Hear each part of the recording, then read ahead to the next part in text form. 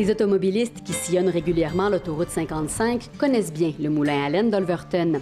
Pourtant, bien peu l'ont déjà visité.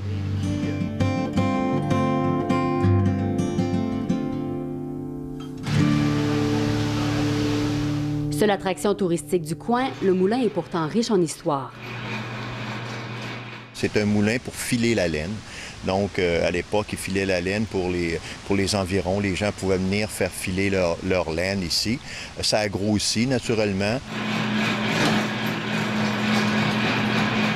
Et ça a fonctionné beaucoup durant jusqu'à la fin du 19e siècle, début du 20e siècle. Après ça, avec l'avènement des plus grosses filatures à Sherbrooke, à Drummondville, malheureusement, il y a eu une période que ça a commencé à descendre, puis ça a fermé en 1947. En fait, la vie du moulin en tant que tel a duré environ 100 ans.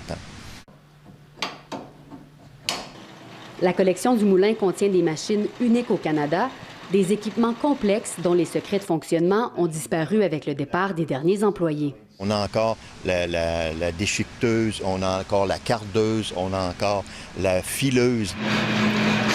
La machine date de 1936, il n'en reste plus, non. C'est très, très, très rare.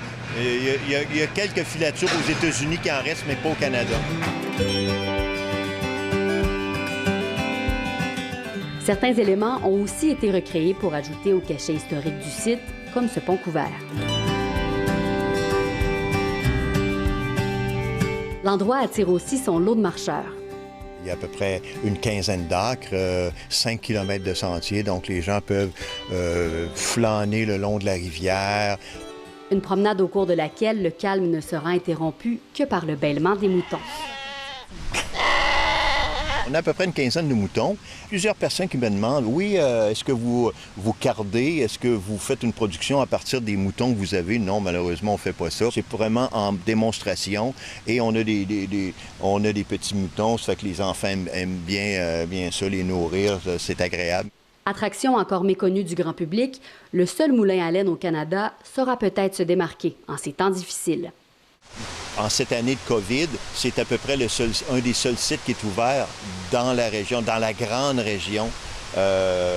Donc, si vous voulez vous promener dans les sentiers, si vous voulez venir visiter un site historique, c'est vraiment la place qu'il faut aller.